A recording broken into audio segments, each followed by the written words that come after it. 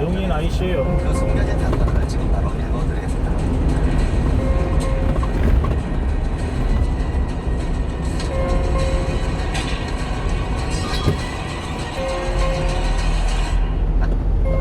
마인메타. 회식할 때 1샷, 지쳤을 때 1샷, 운동할 때 1샷. 에너지가 필요한 모든 순간 유럽산 프리미엄 고함량 비타민 아임비타. 우리 집엔 어떤 창호가 어울릴까? 길가집, 경치 좋은 집, 오래된 집이어도 나에게 맞춘 창, 작품, 휴그린. 휴그린으로 할게요.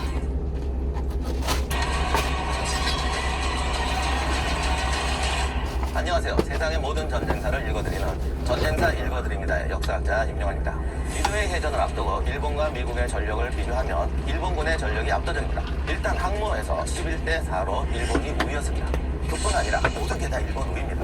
예를 들면 항모를 운영하는 통합 전술 능력이라는 게 있는데 여기서도 일본군이 우위였어요. 항모는 사실 척수만 갖고 판단할 수가 없어요.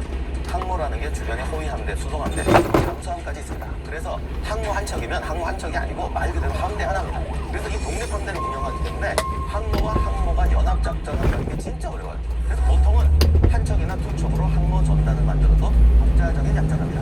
그런데 일본군은 이 항모 전단을 통합해서 하나의 전투를 운영하는 정말 놀라운 능력을 보여줍니다. 그거는 사실 일본이 처음 개발한 거예요. 그리고 그 최고의 성공 사례가 진주만입니다. 사실은 그 엄청난 항모 전단을 가지고 태평양을 모두 들키지 않고 건너가서 통합 공격을 해서 기습에 성공했다는 것은 어떻게 보면 이 현대 전쟁사에서 엄청난 사건이었습니다. 전함의 전투력도 일본군이 우위였죠. 당시 세계 최대 최강의 전함이었던 야마토가 실전에 투입된 것이 미드웨이 해전이었습니다. 태평양 전쟁에서 해전은 이제 항모 중심의 전투로 바뀝니다. 항모 중심의 전투라는 건 결국 함재기들이 날아가서 공중전을 벌이는 게 이제 해전이 되거든요. 이것을 담당하는 전투기가 전투기, 내격기, 급강화 폭격기 보통 이제 세 종류가 되는데 전투기와 내격기 성능은 일본군이 압도적으로 우세했습니다. 당시 미군 주력 전투기가 YDK-15, 일본군은 제로센인데 이게 좀 있어요. 제로센하고 선회전을 하면 100% 죽는다. 목격한 사람이나 살아남은 사람이나 모두가 한 말이 100%라고 할 정도로 제로센의 우위였습니다. 미군이 유일하게 앞서는 기종은 급강화 폭격기 SB 노틀리스와 세계 최고 수준의 항속거리를 자랑하는 전투기 카탈리나였습니다. 항공기가 좋다고 공중전에서 승리하는 건 아니죠. 항공 전술, 조종사 능력이 굉장히 중요합니다. 미군 조종사들의 실력은 솔직히 형편없습니다. 대부분이 10대 초보였어요. 일본군은 전투기는 물론이고 내격기, 급강화 폭격기 조종사의 수준이 당시로서는 세계 최강 수준이었습니다. 일본군은 중일전쟁과 태평양 전쟁에서 이미 충분한 전투 경험을 쌓았습니다. 항공 전술에서도 일본군이 압도적으로 선진적이었습니다. 항모에는 보통 내격기, 전투기, 급강화 폭격기가 다 떠서 한 팀이 돼요. 미군은 항모 단위로 이 세 개의 부대가 떠서 날아갑니다. 그러면 얘들이 다 뜨는데 시간이 꽤 걸리겠죠. 예를 들면 전투기가 먼저 이륙하면 급강화 폭격기가 올 때까지 기다리고 있어야 됩니다. 상공에서. 그러다 보면 또 연료를 소모합니다. 그래서 얘들이 다 떠는 동안 거의 30분 이상 하늘에서 돌다가 모여서 가는 거예요. 그러니까 팀을 맞춰서 적함을 공격하러 가는 준비 시간만 해도 1시간, 2시간이나 걸리고 기름은 엄청나게 소모하게 됩니다. 일본군은 항모를 통합 운영하면서 이걸 어떻게 했느냐? 1번 함에선 전투기가 떠요. 2번 함에선 내격기가 뜨고 3번 함에선 급강화 폭격기가 뜹니다. 그리고 정해진 자리로 딱 가면 얘들이 하나의 공격 편대가 돼서 날아가는 거예요. 걸리는 시간이 뭐 7분, 10분밖에 안 걸렸기 때문에. 이게 얼마나 중요하냐면 만약에 수평선에서 서로 항모 전단이 보고 공격기를 출발시킨다면 미군은 공격기가 편대를 구성하기도 전에 일본기가 와서 항모를 침몰시키고 된다는 거예요. 엄청난 능력의 차이였습니다. 자, 이렇게 말씀드리면 여기서 이제 두 가지 의문이 들게 됩니다. 첫째, 일본군은 이런 압도적인 전력으로 왜 패배했느냐? 두 번째,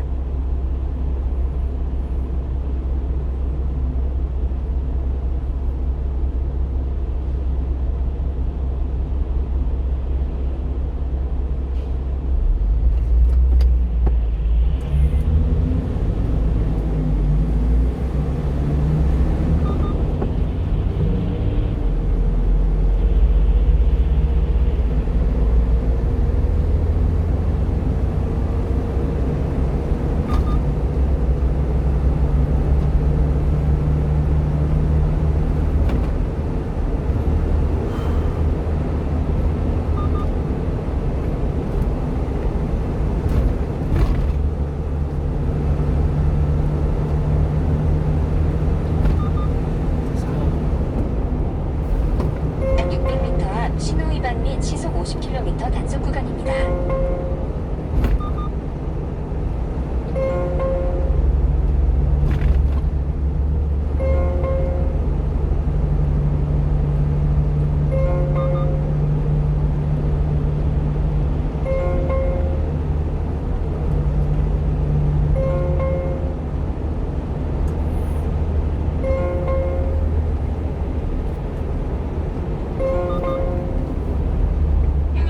새로운 시작은 더 깨끗하게 크리넥스 클린 투게더로 같이 쓰고 뒤 클렌징.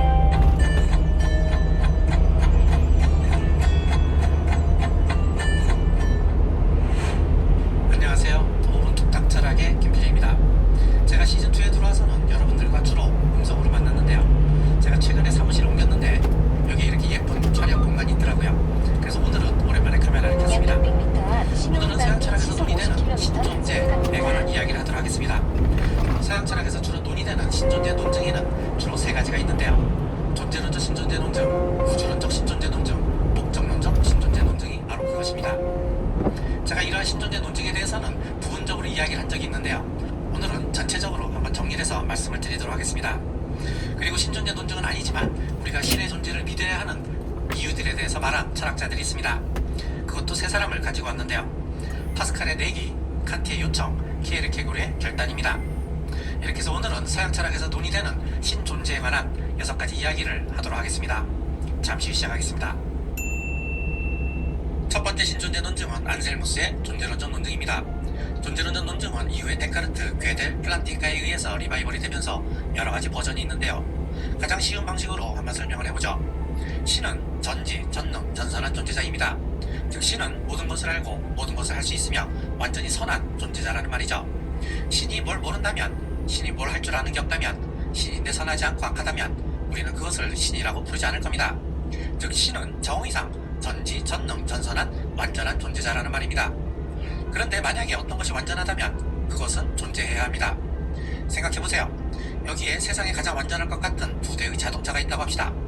하나는 존재하는 자동차이고 다른 하나는 존재하지 않는 자동차라고 합시다.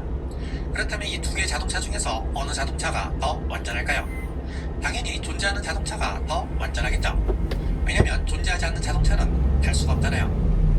탈 수 없는 자동차가 탈 수 있는 자동차보다 더 완전할 수는 없는 겁니다. 이것은 완전하다는 말의 의미 속에는 존재한다는 속성이 들어가 있다는 겁니다.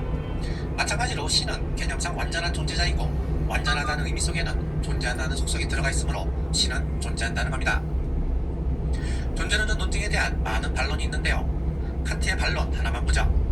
먼저 속성이란 무엇일까요? 속성이란 어떤 대상의 성질을 만드는 것입니다. 그래서 테슬라 자동차가 빨간색 속성을 가지면 빨간색 테슬라가 되고 빨간색 속성을 가지지 않으면 다른 색의 테슬라가 될 겁니다. 그런데 존재도 빨간색과 같은 속성일까요? 일단 그렇다고 해보죠. 그러면 테슬라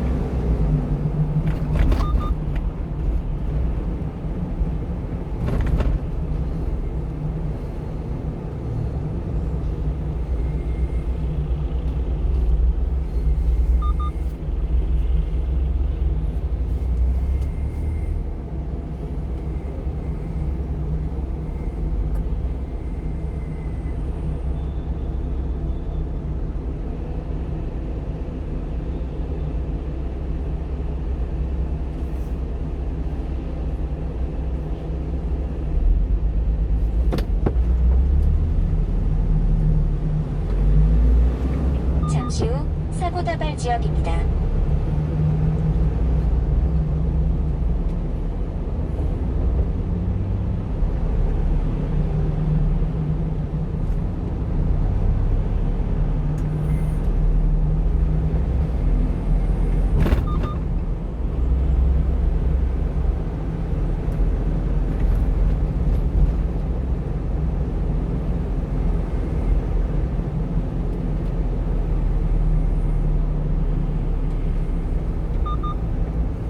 버스 용인 버스 터미널